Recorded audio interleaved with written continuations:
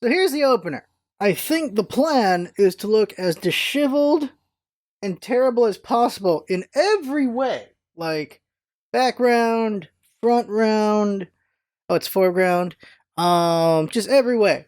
If I could make my voice sound messed up, I would, but then Jinx would kill me when it comes to the audio.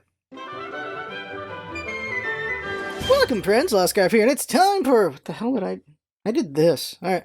It's time for the vlog. And I think, you know what? Let's not shave. Let's not shave until the quarantine is over, so we can see how bad this can get. Why not? Let's just look awful. Like... So everyone at work shaved. Like, the boss got a buzz, and he just brought his thing, and everyone just shaved at work. And they wanted to be like, no. No. It was like, no, sir. No, sir. No solidarity here. I'm not a team player on this one, sir. Yeah, everyone at work shaved. They just went, and then, so... everyone's just got no skin on their head besides eyebrows. That's it. That's all they got. I guess eyelashes. No skin. No hair on their head besides eyebrows and eyelids, and I guess, ear hair. I fear when I'm old enough for that. Oh god, how's that work out? Yeah. I'm like, no, I will keep my hair so it will balance out the lack of hair with everyone else. That is how it shall be. That was going to happen. That's what will be. So the quarantine is crazy, right? For everyone, I think. Maybe not everyone. There's people all over the world, and some of y'all aren't quarantined yet, and God willing, you never will be. And some countries have handled it better than others.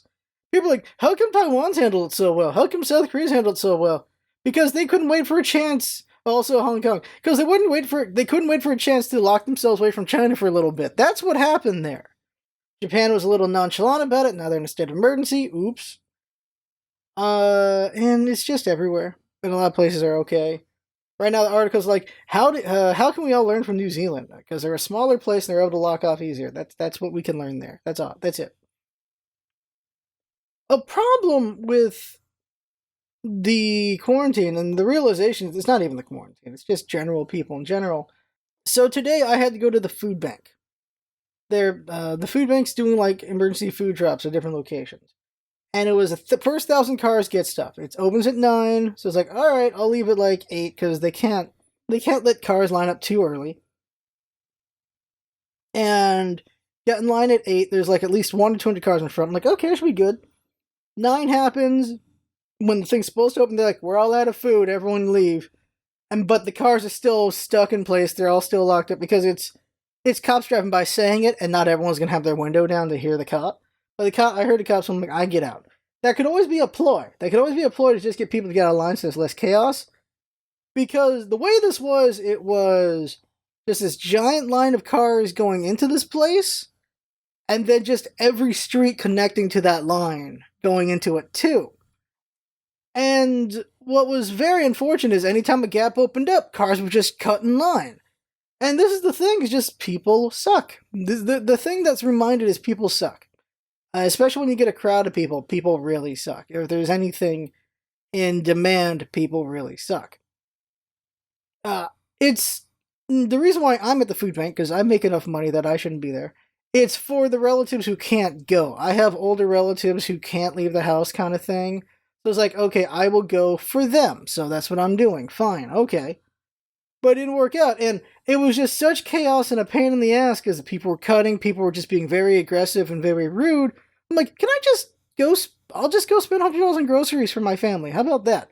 I'd rather do that than deal with the food bank ever again. That was not fun. That really was not fun. And then also it's just the chaos of when everyone went out and just bought a bunch of stuff. And people were really scared about, oh god, what's going to happen now? And then everything got replenished a week after. Like the chain, the supply chain's not broken, because what's the supply chain? It's a lot of isolation. The truckers, who are they going to be around? Truckers are isolated all the time, all the days. I had a trucker live with us for a while because we had an extra room, And he's just not around that often. He's just on the road like 25, 26 days of the month, and then he's here for 4 days. And yeah, they're just on the road all the time. They're sleeping in their truck. That's just how it works out. And so truckers are very isolated, so you don't have to worry about the trucker lines. You really don't. And then supply, filling up truck and everything, they don't leave in contact with anyone either, because they'll just sit there, and then usually, of course, they'd go somewhere to get coffee or whatever, but they'll just have to sit there, and then they'll just bring in the new load, and then they're off, and there you go. And so the supply chain is perfectly fine for the most part. It's more, I guess, the warehouse you gotta be worried about for people who have to do little things like smaller packages. Either they're suited up or you only have a couple people there. That's the only way to do it. That's all you can do. And I really feel like just any job has to just be skeleton crew. I went to the bank, used the drive-through, not ATM, the drive-through, the thing with the tube. And first time I used it, and it was just one person inside the bank. One person inside the bank. So they're handling the tube, but they're also handling like any calls or whatever at the same time. It was interesting chaos to watch from the outside because they have a video phone thing right there as you can look at. And it's on, so you can just watch them deal with other things while also dealing with the tube for you. So it's like, well, that's interesting. It's just interesting seeing what the quarantine has done. But also, just people sucking in this whole thing. It's people will cut line, they'll justify whatever they do. Everyone justifies their actions. No matter how negative it is, we always justify our actions. And it's very frustrating because I try to be a very nice and patient person. I will let people do whatever they want as long as they don't bug me, really. But it's really annoying to see cutting when we all are here for a thing. Like, we're all here for this. You don't need to cut. Everyone's, like, it hurts all over. Everyone's desperate. So you don't need to cut people for this. And it's just very frustrating and annoying. And so, when they're like, yeah, there's no more food, everyone should disperse, and nobody dispersed, I got out, I'm like, screw it, I'm done. And like, all the people cut, I'm like, well, I'm glad they're not getting it. Unfortunately, all the people that got cut as well aren't getting anything either. Desperation breeds very unfortunate situations. Also, crowds just breed very unfortunate situations, because you don't even need desperation, is the thing, because just go to a Costco or a Sam's Club, go to a parking lot of that, and you'll just see chaos. Awful, awful chaos when there's no reason for it. People are in a hurry for reasons they don't need to be in a hurry for, just things like that. People just freak out, and it's ridiculous. Or just during the morning rush, the morning rush to get to work, and you got people freaking out, honking at people to go faster in front of them, even if it's just a row of cars that there's no way that those row of cars can get ahead of them any faster. And it's just, you see stuff like that, it's just, well, all you can do is accept that you are effed and chill the hell out. Chill the hell out. Or just be patient and just, when people fight for the closest parking spot to a store, weirds me out so much. Especially when there's just so much parking in the back. Like, so I walk another 10 steps. That is not bad. So I walk another 20, 30 steps. You know how fat we are? Just walk the other 30 steps. Now, if you have health issues, I understand. But if you ain't got nothing, what's it matter? Especially if it's in the middle of the day. I get if it's late at night, you don't want to do that. But when it's smack in the middle of 1 p.m., park in the damn back and just get some walking in. Just get some walking in. You got a cart anyway. Just walk. This is a Rant vlog today. I feel like we could just be better. That's the long and short of it is. We could just be better. That's what a lot of these vlogs are. We could just be better. That's it. Let's talk about Twitter. Twitter's an awful place right now. Twitter's never not been a nice place. Okay, look. So, okay, here's the thing. People suck. I think that's the lesson to everything is people suck. We suck. We suck because we will always justify crappy behavior. Or instinct makes us do crappy behavior. Things like that. Or it's us versus them. Or whatever other thing that is in our instincts. And I'm guilty of it too. And when I see it, and I feel in myself like, I'm not going to do that if I can help it. Sometimes it just happens. But if I can help it, I try not to let shitty instinct kick in. Because the instincts were good at one point, but they're not good now. I was listening more, some psychology videos about just why are we so prone for this outrage culture and just toxicity and things like that? Like, holier than thou-ness. Like, someone could be bad in some little way, And people will hit them with the most vicious insults, or they'll wish they were dead. Just simple as that. They just wish they were dead for whatever real simple thing. It could be really dumb. It could be something that is underlying not a good thing, things like that. But you can get some really ridiculous reactions out of it. And it's kind of crazy. And so psychology is going over, well, it is hard-coded in. This is drinking the poison to feel better about yourself. To feel better, drinking the venom and dishing it out because it makes you feel better. And it's catharsis. Going back to the whole catharsis thing. Because the brain does reward that. The brain rewards calling people out. The brain rewards outrage. Because that was a thing that worked out when we were smaller groups, when we were tribes. If you're a little tribe and someone does a dick move and you call it out and other people call it out, then you're helping the tribe out because, of course, they're going to be a pariah. And so you're calling out crappy behavior that's not good for the tribe. Now that gets bigger and bigger and bigger, and you got just all these niches all over the place of people who are very self-righteous about different things, and it's just a big number, and there's just a lot of things to be self-righteous about, a lot of things to be mad about, a lot of things to get outraged about, and there's a lot of people to back you up on that as well.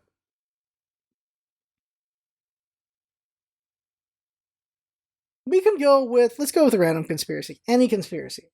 Any of them. Let's go with the flat Earth conspiracy. We can just do that's a simple one. I could talk about nastier ones. Let's talk about flat Earth conspiracy.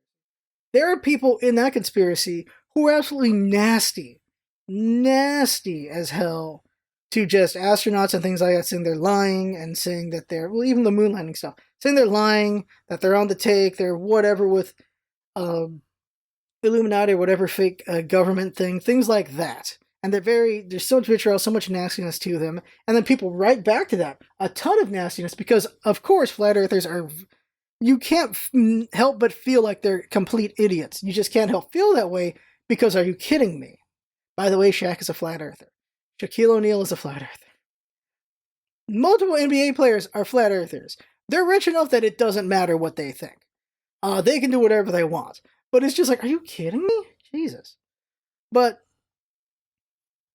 you just get that vitriol.